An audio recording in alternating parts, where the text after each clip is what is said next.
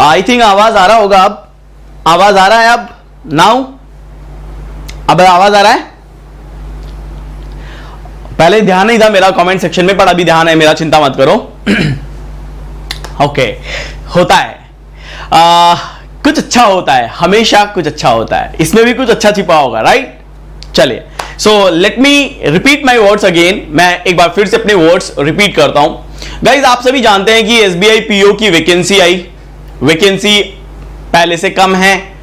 Definitely fight बहुत अच्छी है, because everybody is trying to catch SBI PO in your first attempt और second और थर्ड और फोर्थ अटेम्प्ट। मतलब एवरीबडी वांट कि लाइक एसबीआई पीओ बने। इस बात को मानते हो? अभी आवाज आ रही है ना? हाँ, अभी आवाज आ रही है, मुझे पता है आवाज आ रही है। अभी वो शो कर रहा है मेरे लैपटॉप में क्या आवाज आ रही है। सो अब आपको पहले तो यह पता होना चाहिए कि एसबीआई पीओ देगा कौन। एसबीआई पीओ वो बच्चा देगा जो इस बार फ्रेशर है, जिसको अप्रोक्सीमेटली 3 से 4 महीने हो गए या 5-6 महीने हो गए तैयारी करते हुए, वो एसबीआई पीओ देगा। इनका नंबर ज्यादा है, राइट? इनका नंबर डेफिनेटली ज्यादा है। सेकंड नंबर पे एसबीआई पीओ वो देगा जो बच्चे लगातार एग्जाम दे रहे हैं बट वो क्रैक नहीं कर पा रहे हैं। कोई प्री नहीं क्रैक कर पा रहा है, कोई मेंस नहीं क्रैक कर पा रहा है, जो 1 या 2 साल से लगातार प्रिपेयर कर रहे हैं, वो भी एसबीआई पीओ देगा, राइट? और उसको भी उसके चांसेस बहुत ज्यादा होते हैं। क्यों? क्योंकि वो पैटर्न को समझ चुका होता है, वो वैरायटी ऑफ क्वेश्चन समझ चुका होता है, वो प्रैक्टिस लगातार कर रहा होता है, बट किसी ना किसी सब्जेक्ट की वजह से वो हमेशा रह जाता है। लेकिन तीसरा आप हमेशा भूल रहे हो। ये दो आपको हमेशा पता होता है कि ये दो लोग एसबीआई पीओ दे रहे होंगे, एक फ्रेशर दे रहा होगा, दूसरा एक्सपीरियंस बच्चा दे रहा होगा, लेकिन दोनों अभी तक किसी भी गवर्नमेंट एग्जाम में नहीं है। तीसरी बात आप हमेशा भूलते हो, इस एसबीआई पीओ को वो बच्चा भी देगा जो दूसरे बैंक में पीओ है या क्लर्क है, चाहे वो पंजाब नेशनल बैंक हो, चाहे वो बैंक ऑफ बड़ौदा हो, चाहे वो यूको हो, चाहे वो कैनरा हो, चाहे वो एक्सेट्रा एक्सेट्रा कोई सा भी बैंक हो जो इस समय एग्जिस्ट करता हो। इस बात को मानते हो? इनकी भी तादाद कम नहीं है और इनका कॉन्फिडेंस लेवल भी अच्छा है, क्योंकि ये ऑलरेडी किसी और दूसरे बैंक में पीओ या क्लर्क हैं। वो ऑलरेडी एक अच्छी पोजीशन पे जा चुके हैं। इसका मतलब उनके कॉन्सेप्ट, उनकी स्ट्रेटेजी, उनकी प्लानिंग जो उन्होंने अपने टीचर से सीखी है वो बिल्कुल परफेक्ट है, यानी वो भी देंगे। अब वो देंगे तो फाइट अच्छी होगी होगी ऑब्वियसली बात है। आपकी फाइट उन बच्चों से होगी जो ऑलरेडी पीओ या क्लरिकल की पोस्ट पे हैं। लेकिन ऐसा नहीं है कि आप क्रैक नहीं कर सकते, आप क्रैक कर सकते हो, आप उनसे बेस्ट भी कर सकते हो, बिकॉज इन दोनों चीजों में इन दोनों सिचुएशन में एक चीज का डिफरेंस है, दैट इज सिचुएशंस। सिचुएशंस दोनों की अलग अलग है। एक 8 या 9 घंटे की जॉब करेगा, वो जाएगा आएगा, वो दिन में पढ़ नहीं सकता, but you have time to study. आप बहुत अच्छे से पढ़ सकते हो, आप बहुत अच्छे से सीख सकते हो। इन दोनों सिचुएशन में सबसे बड़ा डिफरेंस है टाइम का। आपके पास वो एक्स्ट्रा एडवांटेज है। वो फ्रेशर या एक्सपीरियंस बच्चा जो लगातार एग्जाम में फेल हो रहा है, वो नहीं क्रैक कर पा रहा है किसी ना किसी वजह से, किसी ना किसी कमी की वजह से, वो इस टाइम का यूटिलाइज करके उस कमी को दूर कर सकता है। चलिए, मैं आता हूं आपके पास पूरी स्ट्रेटजी को लेकर के। Let me share with you the complete strategy. यहां पे इस पूरी बात को बड़े ध्यान से सुनिएगा, प्लीज बहुत ध्यान से सुनिएगा, क्योंकि मैंने बहुत सोच करके आपको यह बताने की कोशिश कर रहा हूं how to get 35 out of 35 in reasoning in your first attempt. इस बार आप कर सकते हो, लेकिन आपको फॉलो करना पड़ेगा, राइट? आपको ये पूरा करना पड़ेगा what ever I am saying. तो लेट मी शेयर। चलो पहले हम यहां पे बात कर लेते हैं। देखो, इस बार फिर से एक अनअकैडमी पे कई सारे नए बैचेस आ चुके हैं। ये सारे नए बैचेस आपको अनअकैडमी प्लस के प्लेटफॉर्म पे मिलेंगे। These are the educators, top educators in the subject. यहां पे देखो, एक बैच ये रहा आपके पास, दूसरा बैच ये रहा आपके पास। लगातार सारे के सारे बैचेस हैं। ये सारे बैचेस आप पढ़ सकते हैं, सारे के सारे बैचेस लाइन अप में जा सकते हैं। साथ में अनअकैडमी पर आ चुका है ऑलरेडी आपके पास एक डाउट फीचर कि भाई कोई सा भी डाउट अगर आपको है, उस डाउट की आप फोटो क्लिक करके इन पर्टिकुलर स्टेप्स को फॉलो करिए, फोटो खींच के डाल दीजिए, आपका डाउट क्लियर हो जाएगा। आगे आ रहे हैं, चिंता मत करो, टू द पॉइंट बात कर रहे हैं। जेआईआईबी और सीएआईआईबी एग्जाम्स की तैयारी भी अनअकैडमी पर हो रही है using the code S1 live. आप ये तैयारी भी कर सकते हैं। साथ में अगर हम बात करते हैं, आपके एग्जाम लेवल टेस्ट यहां पे हैं आपके इस समय अक्टूबर की ऑफर देखिएगा। इस अगर आप मान लीजिए फ्रेशर हैं और आप चाहते हैं कि सर मैं इस बार एग्जाम देना चाहता हूं, तो सबसे इंपॉर्टेंट चीज यहां पे आएगी। इस स्लाइड के ऊपर मैं बात करूंगा आपसे, I will talk to you on this slide, ठीक है? आगे आएंगे। इसके बाद अगर हम बात करें तो ये ऑफर चल रहा है 1 साल पे 4 महीने एक्स्ट्रा और 2 साल पे 8 महीने एक्स्ट्रा पढ़ाई मिल रही है आपको। इसलिए आप यहां पे 6 महीने या 1 महीने पे 7000 न्यू प्राइस आपकी रहेगी सब्सक्रिप्शन पे, ये देख लीजिएगा। और बैंक एसएससी कॉम्बो की 1 साल 6 महीने एक्स्ट्रा 8800, 2 साल पे 12 महीने एक्स्ट्रा एंड 11000, ये आपकी नई प्राइस है, ठीक है? तो दिस इज द बेनिफिट। साथ में कॉम्बैट हर बार होता है ताकि आप प्रैक्टिस करो, सब्सक्रिप्शन जीत लो यार, मेहनत इतनी करो कि मजा आ जाए और सब्सक्रिप्शन खुद आपके पास आ जाए फ्री ऑफ कॉस्ट। लगाओ कॉम्बैट S1 लाइव कोड है आपके पास कॉम्बैट के अंदर हमेशा अप्लाई करने का, ये कोड आप यूज करिए। चलो तो लेट्स स्टार्ट करें। हाँ, आकाश मिश्रा आपसे रेगुलर रहेंगे, डू नॉट वरी। आज सोमवार है, भोलेनाथ जी का वार है, तो लेट्स स्टार्ट फ्रॉम टुडे। और अब हम बात करते हैं स्ट्रेटेजी के ऊपर कि हमारी स्ट्रेटेजी क्या होनी चाहिए। सब लोग रेडी हैं? सब लोग रेडी हैं? Everybody comment in the comment section yes sir. अब हम सुनने को पूरा प्रॉपर तरीके से तैयार हैं कि हमारा स्ट्रेटेजी क्या होना चाहिए इस बार SBI PO 2021 के अंदर प्री को क्रैक करके मेंस तक पहुंचने का। मैं आपको इस समय जो स्ट्रेटेजी बताऊंगा this is only for prelims, कि आप प्रीलिम्स में कैसे हाई स्कोर कर सकते हो, कैसे आप बढ़िया स्कोर कर सकते हो, ठीक है। और ये जो 35 आउट ऑफ 35 है ना गाइस, ये ऐसा नहीं है कि ये केवल एक दिखावा है, अचीव किया है लोगों ने। मैं आपको बताऊंगा, स्क्रीनशॉट कुछ दिनों में शेयर करूंगा क्योंकि मुझे भी ढूंढना पड़ेगा, लेकिन हाँ बहुत बच्चों ने मुझे दिए हैं जिन्होंने ये कहा है कि SBI PO में उनके 35 में से 35 हैं स्क्रीनशॉट के साथ में, तो आप भी कर सकते हो। तो let me share with you. सबसे पहली चीज क्या है, SBI PO के लिए हमें ये 8 पॉइंट के ऊपर पहले तो मेहनत करनी पड़ेगी। These are the 8 points. ये आपके फ्रेशर बच्चे और एक्सपीरियंस बच्चे दोनों को लेकर के हैं। मैं उनकी बात नहीं करूंगा जो ऑलरेडी किसी जॉब में, नहीं उनकी बात नहीं कर रहा हूं, मैं बात कर रहा हूं उनकी जो ऑलरेडी फ्रेशर हैं, 2-3 महीने उनकी तैयारी करते हुए हैं, या फिर जो 1 या 2 साल से लगातार फाइट कर रहे हैं बट किसी ना किसी वजह से रुक रहे हैं। तो देखिए, सबसे पहली चीज, आपको जो नया बच्चा है उसको अपने एग्जाम पैटर्न से फैमिलियर रहना है। तो पुराने बच्चे के लिए ये पॉइंट वैलिड नहीं है क्योंकि वो ऑलरेडी जानता है कि क्या पैटर्न चल रहा है, क्या चीज है ना। अब देखो आगे, B through with the syllabus. Syllabus के लिए भी नए बच्चे को ही फोकस करना है क्योंकि ही वांट टू नो, ही और शी वांट टू नो कि क्या है सिलेबस, क्या जानना चाहते हो, क्या किस तरह के क्वेश्चंस आते हैं, क्या पैटर्न है। ये 2 पॉइंट उन नए बच्चों के लिए सबसे ज्यादा इंपॉर्टेंट है गाइस, जो अभी आए हैं हाल ही में एग्जाम्स की प्रिपरेशन करने के लिए। क्योंकि अगर उन्हें पता ही नहीं सिलेबस क्या है, वो पढ़ रहे हैं इजी 2011-12 के लेवल को, है ना, या कोई टीचर उन्हें 2011-12 के लेवल पे लेके बैठा हुआ है, राइट, हो गया उनका SBI PO, फिर क्रैक कर लिया उन्होंने, राइट। इसी तरीके से ध्यान रखना। तीसरा, स्केड्यूल टाइम टेबल। ये आपके उन दोनों बच्चों के लिए इंपॉर्टेंट है जो हाल ही में प्रिपेयर कर रहे हैं और जो काफी टाइम से प्रिपेयर कर रहे हैं। गाइस, एक सही टाइम टेबल का होना बहुत जरूरी है क्योंकि एक सही टाइम टेबल आपको बहुत क्लियर पाथवे देता है कि मेरे को कैसे प्रिपेयर करना है, कौन सी चीज कब पढ़नी है, किसके ऊपर ज्यादा फोकस करना है। तो you should have your time table. आपके पास अपना टाइम टेबल होना चाहिए, राइट। हाँ, राइट। तो वो टाइम टेबल अगर होगा तो आप सही तरीके से डायरेक्शन में जा पाओगे और क्रैक कर पाओगे एग्जाम को। Learn the basics. बेसिक्स उनके लिए बहुत जरूरी है जो ऑलरेडी एक्सपीरियंस्ड हैं। क्यों कह रहा हूं एक्सपीरियंस वालों को बेसिक सीखने के लिए, आपको मैं बताता हूं इसका रीजन। देखो, नया बच्चा तो ऑलरेडी बेसिक सीखेगा ही सीखेगा, उसको कहने की जरूरत नहीं है, उसको तो आता ही नहीं होगा, वो एडवांस लेवल पे कर ही नहीं पाएगा क्योंकि जब तक उसका बेसिक क्लियर नहीं होगा। मैं पुराने बच्चों को जो ऑलरेडी एग्जाम्स दे रहे हैं उन्हें क्यों कह रहा हूं बेसिक के लिए, क्योंकि समटाइम वो बहुत सिली मिस्टेक करते हैं। समटाइम्स ऑप्शन गलत चूज कर रहे होते हैं, समटाइम रीडिंग गलत कर रहे होते हैं, समटाइम्स वो बहुत ज्यादा ओवर कॉन्फिडेंट में टफ क्वेश्चन कर रहे होते हैं और छोटे छोटे क्वेश्चन में फंसा चुके होते हैं। तो 2-2 मार्क्स, 1-1 मार्क्स गंवाना उनके लिए भारी है। नए बच्चे के लिए 1 मार्क्स गंवाना भारी नहीं है क्योंकि वो तो सीख ही रहा है ना, उसको तो लर्निंग ही चल रहा है ना यार, वो तो गलत कर ही देगा। लेकिन अगर एक पुराना बच्चा 2-2 साल का, 1.5 साल की तैयारी करने वाला अगर बहुत सिली मिस्टेक करेगा, इसका मतलब कहीं ना कहीं बेसिक्स की बात है, कंसेप्ट की बात है।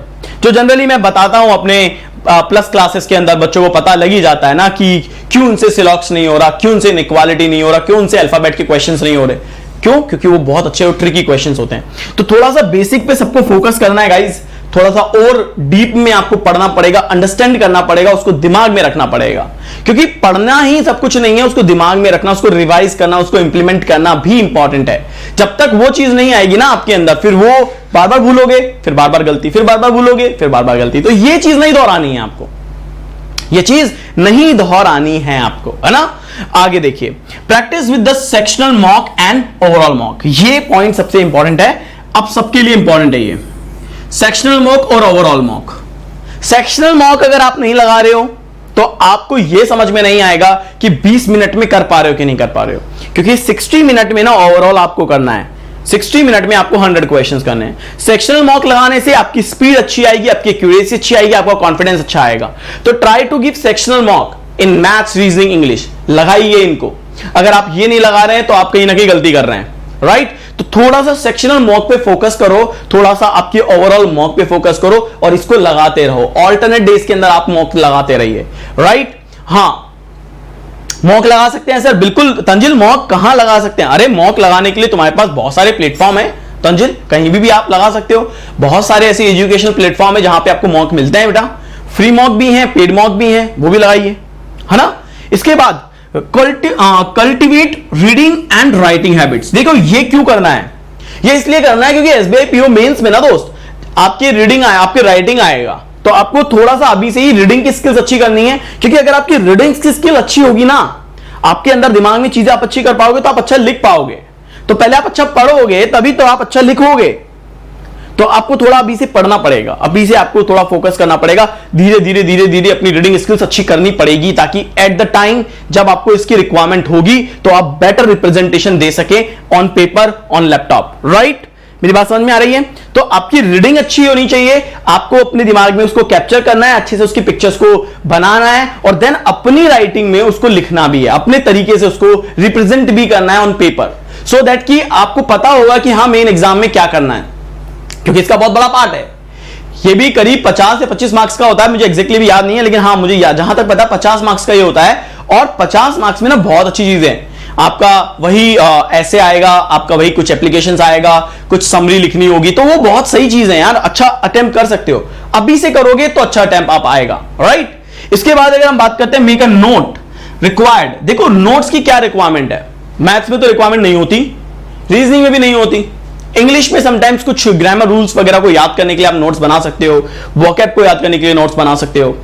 या फिर हम बात करते हैं आपके जीए के लिए, बैंकिंग के लिए, करंट अफेयर के लिए, तो you can frame some notes. आप अपने नोट्स बना सकते हो ताकि आपको वो चीजें याद रहें, आप बना सकते हो। तो आप अभी से थोड़ा थोड़ा काम करिए, ऐसा नहीं कि सारा काम एक साथ ही कर दो, एक ही दिन बैठ जाओ नोट्स लेकर घंटों तक नोट्स लिखते रहो, राइट? समझ रहे हो? तो आपको धीरे धीरे धीरे धीरे नोट्स फ्रेम करते रहने हैं, धीरे धीरे धीरे बनाते रहिए, डे टू डे बनाते रहिए, कुछ चीजें जो इंपॉर्टेंट हो। ध्यान रखना नोट्स का मतलब ये नहीं होता गाथा लिख दी, मैगजीन नहीं लिखनी है आपको। मेरी बात समझ में आ रही है? मैगजीन नहीं लिखनी है आपको। तो आप ऐसा नहीं है बैठे बैठे बैठे बैठे गाथा ही लिख रहे, पूरी की पूरी मैगजीन छाप दी, ऐसा नहीं करना है। नोट्स मींस कुछ ऐसे पॉइंट जिससे आपको लंबे टाइम तक वो पॉइंट याद हो जाए। तो तरीके आपको ढूंढने पड़ेंगे, अपने नोट्स आप खुद बनाएंगे, क्योंकि आप जब अपने नोट्स खुद बनाएंगे तो आपको याद रहेंगे कि मेरे को ये चीज ऐसे कनेक्ट की है, ये चीज मैंने ऐसे कनेक्ट की है, ये चीज मैंने ऐसे कनेक्ट की है। ठीक है, पॉइंट समझ में आ गए? तो और दूसरा, अब देखो इंपॉर्टेंट क्या है। अब इन सब में सबसे इंपॉर्टेंट चीज मैं बताता हूं, ये है बहुत सारे बच्चों को लगता है, जो एक्सपीरियंस है, अरे मेरे को सब आता है। आप मुझे ट्रूली बोलो, जो इस समय बच्चा लाइव है, ट्रूली बोलो, अगर आप चलो मेरी क्लास लेते हो तो आप मेरी प्लस क्लास में आते हो, क्या आपको ऐसा फील होता है कि कई सारे क्वेश्चंस आप अटक जाते हो? कई सारे क्वेश्चन आप अटक जाते हो, चाहे वो सिलॉक्सी क्यों ना हो, चाहे वो इनइक्वालिटी क्यों ना हो, चाहे वो कोडिंग डिकोडिंग क्यों ना हो, चाहे वो पजल क्यों ना हो, सीटिंग अरेंजमेंट क्यों ना हो, एनी चैप्टर। आपको लगता है कि आप हर दिन नया सीखते हैं? क्या आपको लगता है कि हाँ मेरे को किसी भी क्वेश्चन में सचिन सर जब चाहे तब अटका सकते हैं? मानते हो इस बात को? अगर आपको ये फील होता है ना कि सचिन सर किसी भी चैप्टर में, किसी भी पॉइंट में मुझे कहीं भी अटका सकते हैं, इट मींस आपको लाइव क्लास लेनी चाहिए। क्योंकि आपको यह भी नहीं पता कि वो कब कौन सा एक नया क्वेश्चन आपके सामने आएगा, एक नई तरीके से सामने आएगा, एक बहुत ट्रिकी वे में सामने आएगा। बिलीव मी दोस्त, मैं आपको बता रहा हूं, लाइव क्लास लेना सबसे ज्यादा इंपॉर्टेंट है एक नए फ्रेशर बच्चे के लिए, कॉन्टिन्यूअसली डे टू डे। ये आपको ऐसा नहीं है यार कि मैं आऊंगा मर्जी से ले लूंगा फिर चला जाऊंगा, फिर आऊंगा फिर मर्जी से लूंगा फिर चला जाऊंगा, तो फिर सिलेक्शन के लिए क्या होगी, जॉब आएगी पर मर्जी से तुम्हारे पास आएगी, वरना नहीं आएगी। उसकी मर्जी होगी तो आएगी। तो आपको डे टू डे आना पड़ेगा, क्योंकि डे टू डे अगर आप लाइव क्लास अटेंड कर रहे हैं ना हर सब्जेक्ट की, तो आपकी बहुत सारे फंडामेंटल क्लियर होंगे, आपकी ग्रिप स्ट्रांग होगी। आप इस बात को मानिए, आपकी ग्रिप स्ट्रांग होगी, और जब आपकी ग्रिप स्ट्रांग होगी ना, तब आपकी पकड़ आपके सब्जेक्ट के ऊपर, आपके एग्जाम्स के ऊपर बहुत अच्छी होगी। तो please take your live classes. मैं ये नहीं कह रहा हूं कि यार रीजनिंग मेरे से ही पढ़ो, यार आपको जहां मर्जी है आप उनसे पढ़ो, जहां से समझ में आता है वहां से पढ़ो, जहां बेस्ट कंटेंट मिल रहा है वहां से पढ़ो आप। लेकिन पढ़ो जरूर, लाइव क्लास लो जरूर और डे टू डे लो उसको, राइट? डे टू डे लो, हर प्रॉब्लम को सॉल्व करने की कोशिश करो, फायदा होगा, ये मैं आपको गारंटी से कहता हूं। चलिए, सो हम अगर बात करते हैं कि लास्ट ईयर एसबीआई पीओ का एनालिसिस क्या रहा था हमारा, मैं बता रहा हूं आपको, सारी चीजें बता रहा हूं, कैसे ले सकते हो वो भी बताऊंगा। लास्ट की एक स्लाइड में ना सबसे इंपॉर्टेंट चीज है, लास्ट की एक स्लाइड में ना सबसे इंपॉर्टेंट चीज है, मैं बता रहा हूं आपको। तो अगर लास्ट ईयर की बात करें तो देखिए, सर्कल बेस पजल आई थी जिसमें 6 लोगों को 6 कलर पसंद था। फ्लोर बेस पजल थी जिसमें 9 फ्लोर आपको गिवन थे ओनली। एक मंथ बेस पजल थी जिसमें इवेंट को अरेंज करना था, 5 महीने और 2 दिन दिए हुए थे। इट्स लाइक अ 5 फ्लोर और 2 फ्लैट, इट्स लाइक अ 5 महीने 2 दिन, right? Same pattern. Linear uncertain seating arrangement था जिसके अंदर नंबर ऑफ पर्सन जो 19 बैठे हुए थे उस लाइन के अंदर जो दिया हुआ था अनसर्टेन में, और एक था 6 पर्सन जिसकी कार पार्किंग थी। तो आप ये देखिए कि करीब 5 पजल आपके पास थी, लेकिन इनके नंबर ऑफ क्वेश्चन 24 थे, मॉडरेट लेवल था। इसका मतलब कोई पजल 5 मार्क्स की थी दोस्त, कोई पजल 3 मार्क्स की थी। हो सकता है एग्जाम में कोई पजल 1 मार्क का भी आपको मिल जाए, बड़ी बात नहीं है, 1 मार्क का भी पजल दिया जा सकता है। अब टाइम बदल रहा है, अब ऑन थॉट प्रोसेस पे जो चीजें चली आ रही थी ना कि पजल हर बार 5 मार्क्स की होगी, ऐसा नहीं है। पजल 4 मार्क्स की भी आ रही है, पजल 3 मार्क्स की भी आ रही है, पजल 2 मार्क्स की भी आ रही है। तो पजल के ऊपर अब ये नहीं कह सकते 6 पजल आई थी, 6 पजल आई थी, नंबर ऑफ क्वेश्चन कितने थे, 20 की 25, पर 20 फिक्स है, 20 मिनिमम होंगे और 20 से ज्यादा ही आपको पजल के क्वेश्चन देखने को मिलेंगे। ब्लड रिलेशन आपकी 3 मार्क का आया था last year, Chinese coding decoding 5 marks की थी, पैरेलल पेयरिंग बेस्ड क्वेश्चंस 1 या 2 थे आपके पास, अल्फाबेट पर 1 क्वेश्चन था, वर्ड फॉर्मेशन पे 1 क्वेश्चन था। जो छोड़ते हो आप जनरली, वर्ड फॉर्मेशन छोड़ देते हो, पेयरिंग ऑफ वर्ड छोड़ देते हो, क्यों? बिकॉज यू थिंक ये टाइम टेकिंग है। अरे भैया, टाइम सबको 20 मिनट मिल रहा है, कोई 35 लेके आ रहा है और कोई 15 लेके आ रहा है। डिफरेंस है आपकी स्पीड, आपकी एक्यूरेसी, आपके फंडामेंटल्स के ऊपर, आपकी झील के ऊपर कि आप कितना लेना चाहते हो यार। ऐसा नहीं है ना कि जो आपके साथ वाला बंदा जो 32 करके आ रहा है, 33 करके आ रहा है, उसके मार्क्स भी 32-33 आ रहे हैं और आप 15 कर रहे हो, आप उससे अलग नहीं हो। ना उसको 40-45 मिनट मिल रहा है, ना आपको 20 मिनट मिल रहा है। दोनों को इक्वल टाइम मिल रहा है, दोनों को इक्वल पेपर मिल रहा है। बस बात वही है, एक बहुत स्पीड के साथ, बहुत एक्यूरेसी के साथ, बहुत ज्यादा प्रैक्टिस के साथ 32, 33, 35 कर रहा है, और एक उतनी ही कम स्पीड के साथ, उतनी ही कम मेहनत करने के साथ साथ 15 कर रहा है। क्योंकि वो अभी ये समझ ही नहीं रहा है कि मेरे को क्या फोकस करना है, वो अपना फोकस ही हटाए हुए है, उसका फोकस ही सेट नहीं है, ये गलती कर रहा है वो। तो जिनके भी मार्क्स हमेशा 15 या 20 आते हैं ना गाइस, उनका फोकस हर दिन चेंज होता है। आपको अपना हर दिन फोकस चेंज नहीं करना है यार। सफलता आपको एक दिन मिलेगी, एक दिन मिलेगी सफलता आपको, पर आप चाहते हो कि रोज आप सफल हो जाएं, दैट इज नॉट पॉसिबल, वो पॉसिबल है ही नहीं। आपको सफलता मिलेगी जरूर, पर एक दिन मिलेगी। तो उसके लिए, उस एक दिन के लिए ना आपको रेगुलर मेहनत करना पड़ेगा। तो ये जो आपको टाइम टेकिंग लगता है, ये जो आपको नहीं लगता ना, मेरे को तो पसंद ही नहीं है यार Chinese coding decoding, I don't like it, puzzle दे दो इससे बढ़िया यार, ये सब सोचना छोड़ना पड़ेगा, ये सब सोचना छोड़ना पड़ेगा। आपको आपके एग्जाम पैटर्न पे काम करना पड़ेगा, आपको उसी के अकॉर्डिंग मेहनत करनी है। किसी को पजल बुरी लगती है, पजल क्यों देते हैं यार, पजल मत दो यार, मेरे को तो सिलॉक्स दे दो दुनिया भर के, मैं सारे कर लूंगा, 150-200 दे दो, मैं सारे कर दूंगा। आपके अकॉर्डिंग एग्जाम नहीं हो रहा है, तो आपको ये पैटर्न जो है ना, ये पैटर्न फॉलो करना है और पैटर्न पे ही प्रैक्टिस करनी है। और इसके लिए सबसे बेस्ट तरीका होता है मॉक लगाना। अगर आपका कोई टीचर आपके साथ बैठ के मॉक लगा रहा हो ना 35 क्वेश्चन का, तो लगाओ उसके साथ बैठ के, क्योंकि वो उस मॉक के अंदर ना सब चीजें कवर करके आपके सामने देगा। और जब वो सब चीजें कवर करके आपके सामने देगा, तो सोचिए ना कितना बेनिफिट हुआ आपको। हर दिन एक नया मॉक मिल रहा है, हर दिन एक नया लेवल मिलेगा, कभी आसान, कभी टफ, कभी मॉडरेट मिलेगा, और आपको हर दिन समझ में आएगा ऐसा क्वेश्चन ऐसे करना है, मुझे ये याद रखना है, इस तरह के क्वेश्चंस को ऐसे डील करना है। ये इंपॉर्टेंट है, इसीलिए ये शेयर कर रहा हूं मैं कि लास्ट ईयर आपका क्या पैटर्न रहा था। ये 5 जनवरी का शिफ्ट 1 का पेपर है। मेरी बातें समझ में आ रही है ना आपको? ऐसा तो नहीं लग रहा है ना कि सचिन सर मतलब हम सुन रहे हैं, हम नहीं सुन रहे हैं, या कुछ भी व्हाटएवर। आपको समझ में आ रही है ना मेरी बात क्या कह रहा हूं मैं? सुधर जाओ अभी, क्योंकि अभी टाइम है, बाद में टाइम नहीं मिलेगा। और जब बाद में टाइम नहीं मिलेगा ना, तो बाद में फिर रिजल्ट ही मिलेगा। तो रिजल्ट बेटर आए उसके लिए टाइम आज दे दो तो बेटर होगा, रिजल्ट बेटर तभी होगा। ठीक है, तो ये लास्ट ईयर का पैटर्न है। अब बात आती है कि कट ऑफ की, कि कट ऑफ क्या थी। भाई बहुत सारे बच्चे, कोई बच्चा कई बार मेहनत नहीं करता, वो ग्रुप में जाएगा, टेलीग्राम में पूछेगा यार लास्ट ईयर कट ऑफ क्या थी, एक ने बोल दिया यार 72 गई थी, ओके ठीक है मैं 72 में मेहनत करूंगा, चल आ गया वो 72 मेहनत करेगा। एक आया बोला कितनी गई थी, अरे 42 गई थी, एक बोलेगा 58 गई थी, एक बोलेगा 62 गई थी, एक बोलेगा 67 गई थी। मेहनत कोई नहीं करेगा कि लेट मी फाइंड, मैं ढूंढता हूं यार, मेरे को पता करना है ना cut off, let me find. वो जाएगा सीधे किसी क्लास में घुस जाके बोलेगा सर लास्ट ईयर का बताओ कट ऑफ क्या था, जैसे टीचर ना गूगल हो, बैठ के तुरंत बोलेगा लास्ट ईयर कट ऑफ ये लो इतना था। अरे भैया लेट यू फाइंड ना, खुद ढूंढो ना एक बार कट ऑफ क्या थी, 2018 में क्या थी, 2019 में क्या थी, 2020 में क्या थी, एग्जाम का पैटर्न क्या था, शिफ्ट में कैसे कैसे क्वेश्चन आए थे। जस्ट फाइंड द वीडियो जिसमें एग्जाम एनालिसिस हुआ होगा, उस वीडियो को ढूंढिए ना जरा। तो ये आपको करना पड़ेगा, थोड़ा सा कट ऑफ पे आपको काम करना पड़ेगा, थोड़ी सी मेहनत करनी पड़ेगी, थोड़ा सा इनिशिएट करना पड़ेगा, राइट थोड़ा सा इनिशिएट करना पड़ेगा। मैं आपको लास्ट ईयर कट ऑफ बताता हूं जो कि एसबीआई पीओ का 2020 का कट ऑफ था। जनरल का 58.5 था, एससी कैटेगरी का 50 था, एसटी का आपका 43.75 था और ओबीसी का 56 था और ईडब्ल्यूएस कैटेगरी पे 56.75 था। ये लास्ट ईयर का कट ऑफ था आपका एसबीआई पीओ का, राइट ये आपके एसबीआई पीओ का कट ऑफ था और ये एसबीआई पीओ के कट ऑफ पे आपको काम करना है।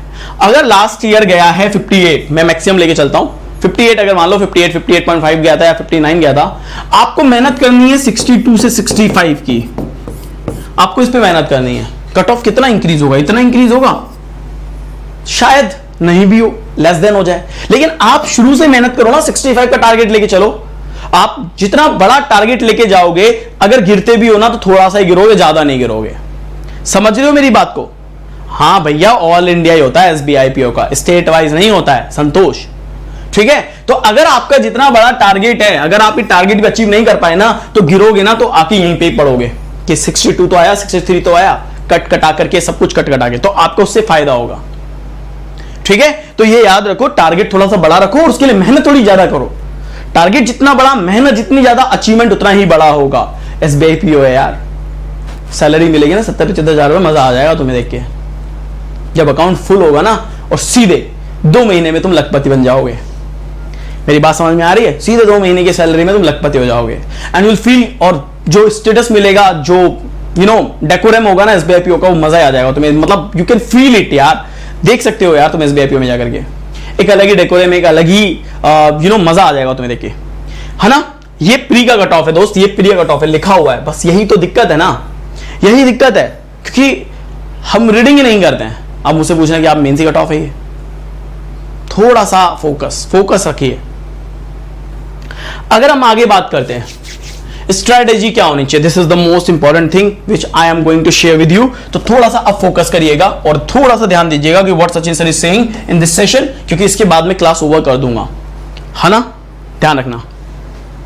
तो सबसे पहली चीज, what we can do special in this year, हम क्या अलग कर सकते हैं, what we can do special in this year, मतलब क्या करें ऐसा अलग कि हमारी मेहनत दूसरों से अलग दिखे, हम दूसरों से अलग रिप्रेजेंट हो जाएं और हमारा सिलेक्शन हमें पहले मिल जाए। तो सबसे पहली चीज जो आपको फोकस करनी है वो करनी है कि पजल के ऊपर आप 2 या उससे ज्यादा की वेरिएबल की पजल सॉल्व करिए।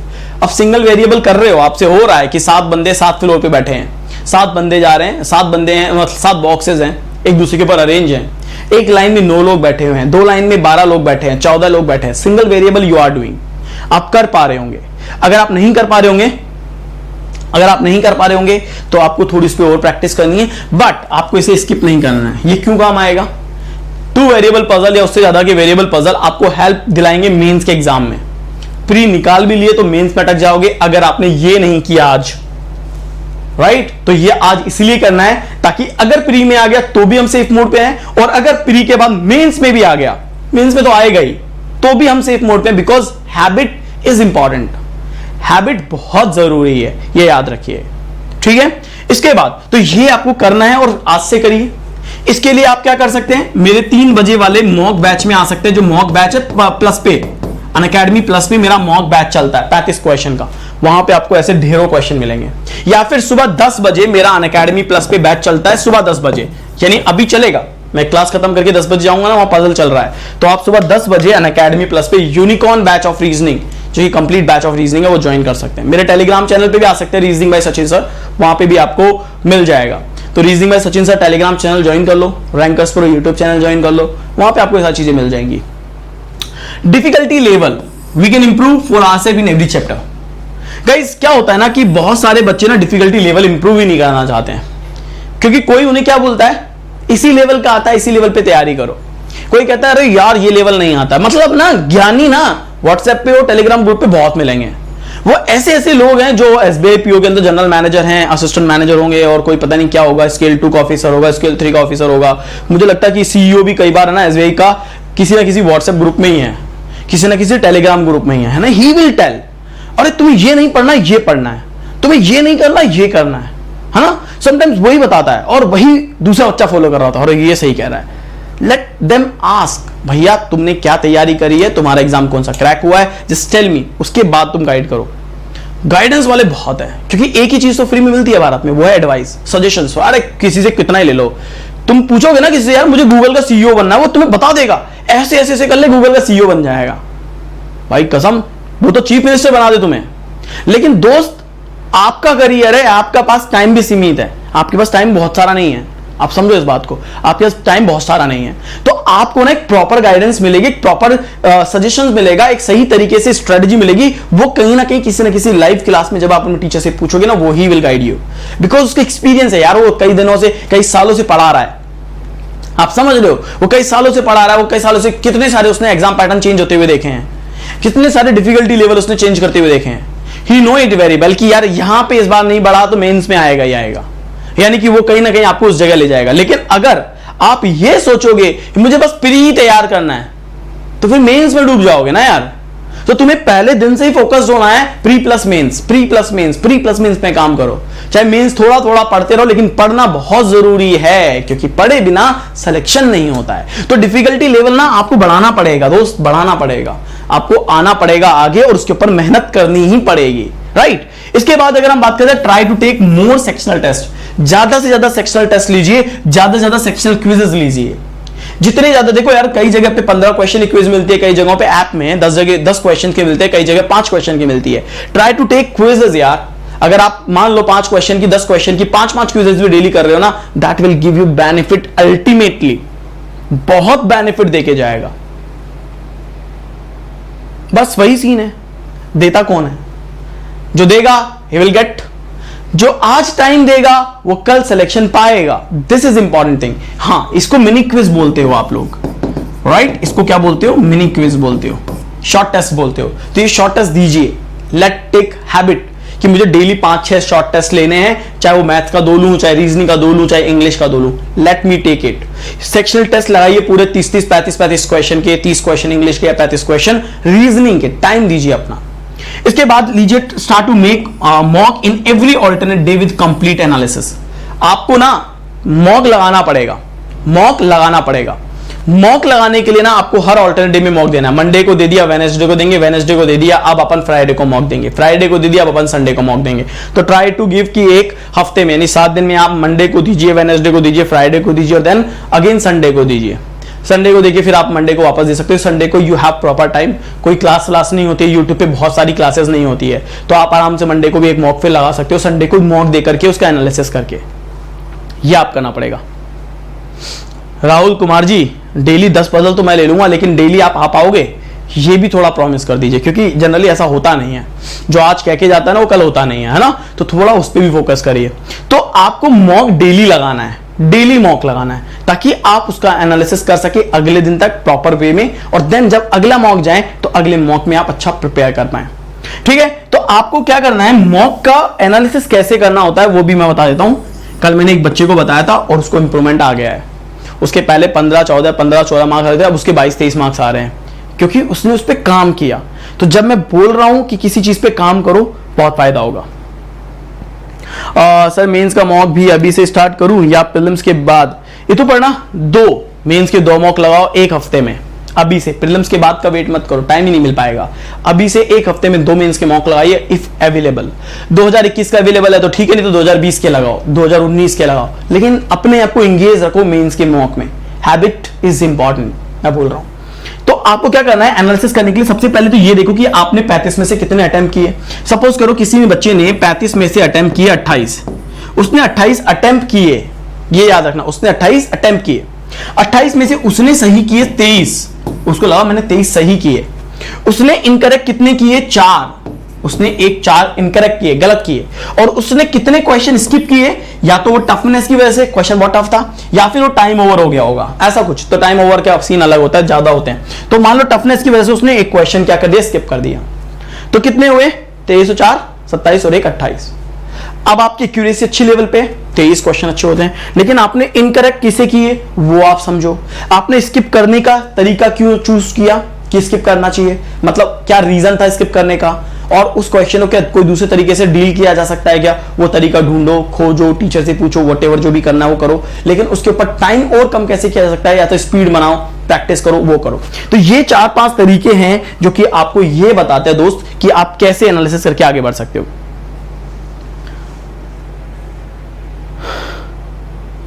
सर मैंने फर्स्ट डे मॉक लगाया था, ओनली 31 मार्क्स आए एंड अब 55 आते हैं।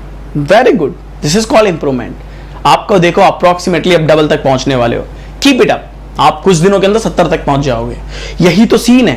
Consistency is the key to success. Success होने के लिए कंसिस्टेंट होना पड़ेगा। एंड मैं बोल रहा हूं ना, हैबिट इज इंपॉर्टेंट, वो इंपॉर्टेंट है।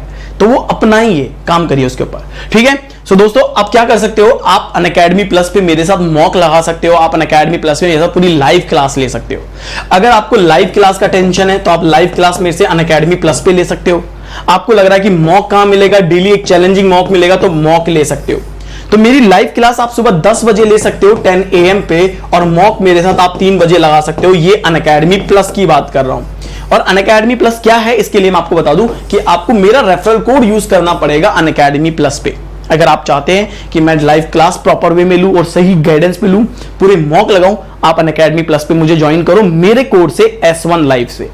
इस कोड को लगाने से ही आपको डिस्काउंट मिलेगा आपकी फी पे, और आप इसके लिए मेरे से कनेक्ट कर सकते हो मेरे व्हाट्सएप पे या टेलीग्राम ग्रुप पे भी, राइट। इसके बाद अगर मैं बात करता हूं आगे, तो देखिए how to get Unacademy plus. कैसे सर अनअकैडमी प्लस पे लाया जा सकता हूं अपने आप को, मैं कैसे पढ़ूंगा, मुझे बताओ पूरा। तो आप सबसे पहले ना गूगल से जाओ, अनअकैडमी की लर्निंग ऐप आप डाउनलोड करो और अपने मोबाइल से उसको रजिस्टर करिएगा, ठीक है। जैसे आप ये कर लेते हैं ना, आपके पास सीधा लिखा आएगा गेट सब्सक्रिप्शन। जब आप क्लिक करेंगे तो इस तरह का एक विंडो सामने आएगा, ठीक है। जब ये विंडो आपके पास सामने आएगा ना दोस्तों, इस विंडो में यहाँ पे टाइम ड्यूरेशन लिखा होता है कि 6 महीने के लिए जा रहे हो या 12 महीने के लिए प्रिपेयर कर रहे हो, 24 महीने के लिए प्रिपेयर कर रहे हो। मेरा सजेशन ये रहेगा आपके पास कि आप केवल और केवल 12 महीने पे जाइएगा, है ना। या आपको लगता है कि ठीक है let me go with the 12 month, क्योंकि इसकी और इसकी फी में ज्यादा से ज्यादा 500, 800 या 1000 रुपए का फर्क पड़ेगा। तो इट्स बेटर कि आप 2 साल पे जाओ या इस पे आप जाइए। बट हाँ, 6 महीने से बेटर है 12 या 24 महीने पे जाना, क्योंकि आगे सीटी आने वाला है। तो सीटी का ही कॉम्बो लीजिएगा, जितना पॉसिबल हो सके आप अपने आप को कॉम्बो का सब्सक्रिप्शन लीजिएगा, जिसमें बैंक, एसएससी, रेलवे सब कुछ आ रहा होगा, ओके। इसके बाद आप क्या करेंगे, यहां पे आपको वो कोड डालना पड़ेगा S1 लाइव। ध्यान रखिएगा, ये जो कोड है ना, ये कोड आपको इस जगह डालना पड़ेगा। ये कोड लगाना ना भूलें, ये याद रखिए, ये कोड इज एवरीथिंग, ये कोड सब कुछ है। तो आपको ये कोड यहां लगाना पड़ेगा, और इसके बाद आप यहां देखेंगे आपको 10% ऑफ मिल जाएगा, फ्री में डिस्काउंट मिल जाएगा, ठीक है। तो कोड इज एवरीथिंग, कोड ज्यादा से ज्यादा यूज करें, खुद भी और अपने दोस्तों को भी बोले कि आप अनअकैडमी पे कुछ भी पढ़ना चाहते हो, आप इस कोड का यूज करेंगे, ठीक है। तो इसके बाद ना आप यहां पे आएंगे, आपकी फी ऑलरेडी कम हो चुकी है 10% के साथ में। अगर आपने कुछ फ्री क्लासेस देखी है तो वो कॉइन को जब आप रिडीम कर लोगे तो आपकी फी और कम हो जाएगी, और फाइनल फी आप फिर अपने अकॉर्डिंग पे करेंगे। So this is the way. Good. So guys, अब आज के सेशन को मैं यहीं पे एंड करता हूं। आई होप सो सब कुछ आपको समझ में आया।